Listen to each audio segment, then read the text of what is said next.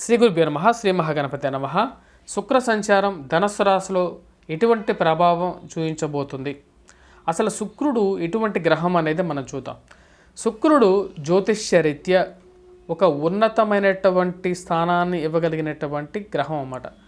అంటే ఎవరైతే ఫిల్మ్ యాక్ట్రెస్లో కానీ లేకుండా ఉంటే ఫిల్మ్ యాక్ట్రెస్గా ఉండే రాజకీయ రంగంలోకి ప్రవేశించినటువంటి వారి మీద కూడా ఈ యొక్క శుక్ర గ్రహ ప్రభావం అనేది ఉంటుందన్నమాట. వారి జాతకరీత్యా కూడా ఉంటుంది.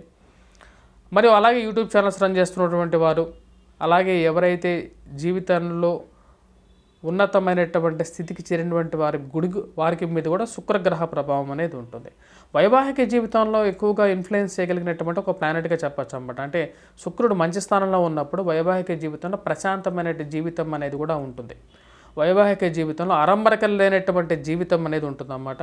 శుక్రుడు సరైన స్థితిలో ఉన్నట్లయితే మంచి అనుకూలంగా ఉంటుంది. అలాగే శుక్రుడు కుజుడి యొక్క స్థానంలో ఉన్నట్లయితే వైవాహిక జీవితంలో ప్రాబ్లమ్స్ని క్రియేట్ చేస్తుంటుంది. ప్రేమ సంబంధితమైన వ్యవహారాలకి ఎక్స్ట్రా మ్యారిటల్ అఫైర్స్ అన్నమాట. అంటే వివాహేతర సంబంధాలు పెట్టుకునే వారికి కూడా శుక్రుడు సరైన స్థానంలో లేనప్పుడు వివాహేతర సంబంధాలకు కూడా దారితీస్తూ ఉంటాడు అన్నమాట. అలాగే లవ్ ఫెయిల్యూర్స్ కూడా శుక్రుడు సరైన లేనప్పుడు లవ్ ఫెయిల్యూర్స్ని క్రియేట్ చేస్తాడు. అలాగే ఆత్మహత్యలు చేసుకోవటానికి, టెన్షన్ వాతావరణాన్ని కలిగించడానికి కూడా శుక్రుడు సరైన స్థానంలో లేనప్పుడు దాని దశాంతర దశల్లో ఇక ప్రభావం అనేది ఎక్కువగా ఉంటుందన్నమాట. సో ఇప్పుడు శుక్రుడి యొక్క సంచారం, శుక్రుడు ఎటువంటి గ్రహము మనం చెప్పడం జరిగింది కదా. ఇప్పుడు శుక్రుడి యొక్క ప్రభావం అనేది ఇప్పుడు ధనస్సు రాశులకు మారినప్పుడు ద్వాదశ రాశుల మీద ఎటువంటి ఇంపాక్ట్ ఇవ్వగలుగుతాడు, అంటే ఎటువంటి ప్రభావం చూపించగలుగుతాడు అని చూద్దాం. దానికన్నా ముందు కొద్ది గ్రహస్థితి గురించి మనం చూసినట్లయితే గురువు వచ్చేటప్పటికి మేషంలో సంచారం చేస్తున్నాడు, అశ్విని నక్షత్రంలో కొనసాగుతున్నాడు అన్నమాట. రాహువు గురించి మనం చెప్పాలంటే రాహువు వచ్చేటప్పటికి మనకు రేవతి నక్షత్రంలో మీనరాశిలో ఉన్నాడు, కేతు వచ్చేటప్పటికి కన్యారాశిలో ఉన్నాడు, చిత్తా నక్షత్రంలో సంచారం జరుగుతుంది. అలాగే శని వచ్చినప్పటికీ శతభిష నక్షత్రంలో కుంభంలో సంచారం చేస్తున్నాడు అన్నమాట. అలాగే గురువు వచ్చినప్పటికీ అశ్విని నక్షత్రంలో మేషరాశిలో ఉన్నాడు, బుధుడు మూలా నక్షత్రంలో ధనస్సు రాశిలో, అలాగే కుజుడు కూడా ధనస్సు రాశిలో సంచారం చేస్తున్నాడు. రవి మకరంలోకి వచ్చేసి ఉంటాడు అన్నమాట. జనవరి 16వ తారీఖు వచ్చేటప్పటికి రవి మకరంలోకి వచ్చేసేస్తుంటాడు. ఇప్పుడు శుక్రుడు కూడా వచ్చేటప్పటికి తన మార్పు వచ్చేటప్పటికి ధనస్సు రాశిలోకి మారబోతున్నాడు అన్నమాట. ఈ యొక్క ప్రభావం అనేది ద్వాదశ రాశుల వారి మీద చాలా ఇంపాక్ట్ అనేది ఉంటుంది. అన్ని రాశుల వారికి కొంచెం పాజిటివ్స్, కొన్ని నెగిటివ్స్ అనేవి ఉంటాయి. కాకపోతే మనం గోచార రీత్యా మనం గమనించినట్లయితే శుక్రుడికి వేదస్థానాలు అనేవి కూడా ఉన్నాయన్నమాట. 1, 3, 5, 7, 8, 9, 10 ఇవి వేదస్థానాలుగా కూడా చెప్పడం జరుగుతుంటుంది అన్నమాట. ఈ యొక్క స్థానాల్లో శుక్ర లగ్నాతుగా ఎక్కడైనా సరే వేరే గ్రహం ఉన్నట్లయితే సరైనటువంటి ఫలితాన్ని కూడా ఇవ్వడం అనేది జరగదు. నా యొక్క వీడియోస్లో పాజిటివ్స్, నెగిటివ్స్ అనేది ఓపెన్గా చెప్పడం జరుగుతుంది.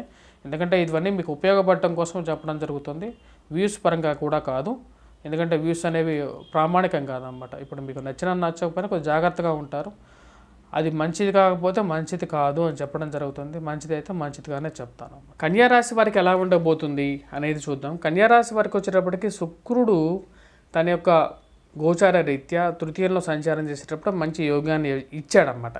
జనవరి 18 నుండి ఎప్పుడైతే శుక్రుడు చతుర్థంలో ధనస్సు రాశిలో సంచారం చేయబోతున్నాడో, ధనస్సు రాశి లగ్నాతుగా అంటే చూసినట్లయితే మనకు రాజ్యస్థానం పోతుంది, అంటే 10th హౌస్ అవుతుంది అన్నమాట ఇక కన్యారాశి అనేది. తద్వారా వచ్చినప్పటికీ కన్యారాశిలో ఎవరున్నారు అంటే కేతు ఉన్నాడు. కన్యారాశిలో కేతు ఉన్నప్పుడు అంటే 10వ ఇంట్లో ఎప్పుడైతే శుక్రగ్రహం నుంచి 10వ ఇంట్లో వేరే గ్రహం ఉన్నట్లయితే అది పూర్తి అనుకూలత ఇవ్వదు. మరియు ఎటువంటి ఫలితాన్ని ఇవ్వగలుగుతుంది అంటే వేదస్థానం కాబట్టి తక్కువ ఫలితాలు ఇస్తుంది అన్నమాట. పూర్తి అనుకూలమైనటువంటి ఫలితాన్ని అయితే ఇవ్వదు. నార్మల్గా ఎప్పుడైతే మనకు వృత్తి వ్యాపార రీత్యాలు కూడా తగు జాగ్రత్తలు తీసుకోవాలి. విద్యార్థులు బాగా కష్టపడి చదవాలన్నమాట.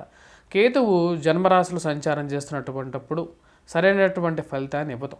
ఈ యొక్క రాశి వారికి వచ్చినప్పటికీ జనవరి 18 నుండి పంచమంలో ఒక రవి సంచారం, చతుర్థంలో కుజుడు, శుక్రుడు కూడా సంచారం జరుగుతుందన్నమాట. కొంచెం మిశ్రమమైనటువంటి ఫలితాలే ఉన్నాయన్నమాట. వృత్తి వ్యాపార రీత్యా కూడా అనుకూలమైనటువంటి కాలం గురించి ఎక్కువగా వెయిట్ చేయాలి.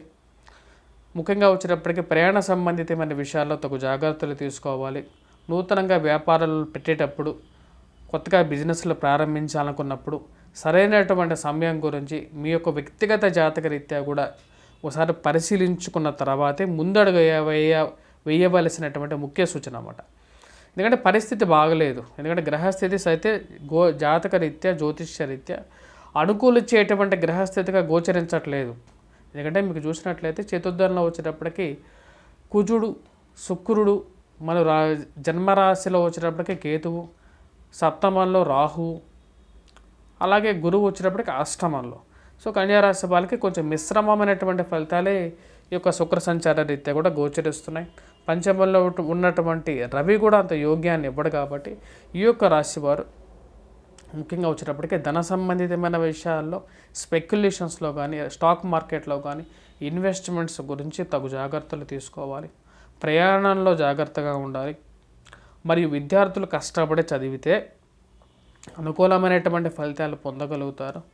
వృత్తి వ్యాపార రీత్యా కూడా, అంటే ఇప్పుడు ఇక్కడ ఉద్యోగం మానేసి ఇంకో చోటకు పోవాలనుకున్నప్పుడు అక్కడ అనుకూలమైనటువంటి ఫలితం పొందుతామా లేదా అనేది ముఖ్యం అన్నమాట. అంటే మానేసి వెళ్తున్నాం, వెళ్ళిన చోట అనుకూలమైనటువంటి గ్రహస్థితి, మంచి బాస్ దొరుకుతాడా లేదా అనే విధంగా ఆలోచించి నిర్ణయం తీసుకోవాలి. విద్యార్థులు కొద్దిగా కాన్సన్ట్రేట్ చేసి చదవాలన్నమాట. ఎందుకంటే విద్యార్థులకి టైం అనేది చాలా తక్కువగా ఉంటుంది. కొద్దిగా వేరే విషయాల గురించి కొద్దిగా పక్కన పెట్టి చదివితే వాళ్ళు కంపల్సరీగా సాధించగలుగుతారు. టైం సరిగా లేనప్పుడు, గ్రహస్థితి అనుకూలించినప్పుడు కూడా కొద్దిగా మన స్వయం కృషి మీద కూడా ఎక్కువగా డిపెండ్ అవుతూ ఉండాలి. వ్యక్తిగత జాతక పరిశీలన అనేది కూడా ఇంపార్టెంట్. మేజర్గా స్టెప్స్ తీసుకునేటప్పుడు, అంటే మనకు విదేశీయాన ప్రయత్నం కానీ లేకుండా ఉంటే ఎక్కడికైనా సరే దూర ప్రాంత విద్యలో కానీ మనం సక్సెస్ అవుతామా లేదా. కొంతమంది విదేశం ప్రయాణం చేస్తారు, ఆ ప్రయాణంలో కూడా వచ్చేటప్పటికి ఎక్కువ డబ్బు ఖర్చు పెడతారన్నమాట. దానివల్ల సక్సెస్ అనేది కన్నా కొద్దిగా ఫెయిల్యూరే ఎక్కువగా ఉంటుంది అన్నమాట. ఎందుకంటే అంత డబ్బు మళ్ళీ తిరిగి అబ్రాడ్ వెళ్ళి సంపాదించగలుగుతామా లేదా అనే ఆలోచన అనేది కొంతమందికి అక్కడికి వెళ్ళి సంపాదించడం కన్నా, అక్కడ ఉండి స్థిరపడటం కన్నా ఇక్కడ స్వదేశంలోనే వారికి మంచి పేరు వస్తుంది. అలాంటప్పుడు వాళ్ళు విదేశం ఎందుకు వెళ్ళాలి? ఆ యొక్క నిర్ణయం అనేది మీ వ్యక్తిగత జాతకం, గోచారం రెండు కలిపినప్పుడే జాతకం అవుతుంది అన్నమాట. అంతేగాని మన వ్యక్తిగత జాతకాన్ని చూసుకొని ముందుకు వెళ్ళకూడదు, అలాగే రెండు కలిపి వెళ్ళాలి. అలాగే గోచారం చూసుకుంటే సరిపోదు అన్నమాట. రెండు విషయాలను బేరీజ్ వేసుకొని ముందుకు వెళ్ళాలి. ద్వాదశ రాశుల వారికి శుక్రగ్రహ సంచారం గురించి చెప్పడం జరిగింది. వేద దోషాలను కూడా చెప్పడం జరిగింది అన్నమాట. అంటే కొన్ని స్థానాల్లో మనకు గ్రహ సంచారం జరుగుతున్నప్పుడు దానికి తగినట్టుగా కొన్ని స్థానాల్లో వేరే గ్రహాలు ఉన్నప్పుడు అనుకూలించదు అన్నమాట. ఇప్పుడు మనం చూసినట్లయితే మకర రాశి, మీనరాశి వారికి, అలాగే కుంభరాశి వారికి, ధనస్సు రాశి వారికి వేద స్థానాల్లో వచ్చేటప్పటికి వేరే గ్రహాలు ఉన్నాయి. అలాగే మిగతా స్థానాల్లో చూసినట్లయితే మనకు అలాగే మేషరాశి వారికి కూడా ఎక్కువ ఎఫెక్ట్ అనేది ఉంది. అలాగే దాని తర్వాత మనం చూసినట్లయితే కన్యారాశి వారి మీద కూడా ఎక్కువ ఎఫెక్ట్ అనేది ఎక్కువగా ఉందన్నమాట. తద్వారా కొంచెం ప్రభావం అనేది ఎక్కువగానే ఉంది. ప్రభావం ఎక్కువగా ఉన్నప్పుడు ఎటువంటి ఫలితం వస్తుంది అనేది కూడా చెప్పడం జరిగింది. బాగలేకపోతే బాగలేదనేది చెప్పాను అన్నమాట, ఓపెన్గానే చెప్పాను. ఎందుకంటే జనాలు బాగుంది అని చెప్తే పాజిటివ్గా నాకు వ్యూస్ రావచ్చేమో, కానీ మీ యొక్క లైఫ్లో మీకు కొంచెం ఇంపాక్ట్ అనేది ఉంటుంది కాబట్టి. ఎందుకంటే జ్యోతిష్యం అనేది నమ్మకం మీద ఉంటుంది, హానెస్టీ మీద ఉంటుంది. హానెస్టీ అండ్ నమ్మకం, నా మీద నమ్మకం అనేది వల్ల మీరు చూస్తున్నారు కాబట్టి దాని గురించి నేను ఓపెన్గా చెప్పాను అంతే.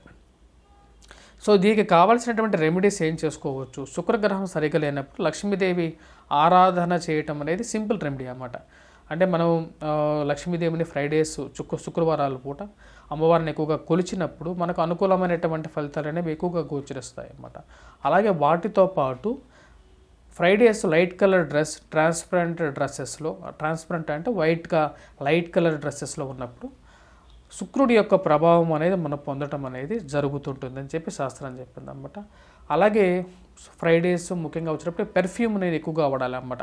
సుగంధ ద్రవ్యాలని దగ్గరగా ఉంచుకోవటం, మరి పెర్ఫ్యూమ్ని ఎక్కువగా వాడుతున్నప్పుడు ఎవరి జీవితంలో అయితే శుక్రగ్రహ సరిగా లేని వారు ఎవరైతే ఉన్నారో వారికి కొంచెం అనుకూలమైనటువంటి పాజిటివ్ ఇంపాక్ట్ అనేది వారి జీవితంలో కూడా జరుగుతుందన్నమాట. శుక్రుడు జీవితంలో సరైనప్పుడు వైవాహిక జీవితంలో ఇంపాక్ట్ అనేది కొద్దిగా ఎక్కువగా ఉంటుందన్నమాట. దాని గురించి మళ్ళీ ఒక వీడియోలో నేను క్లియర్గా మీకు ఎక్స్ప్లెయిన్ చేస్తాను. స్వస్తి.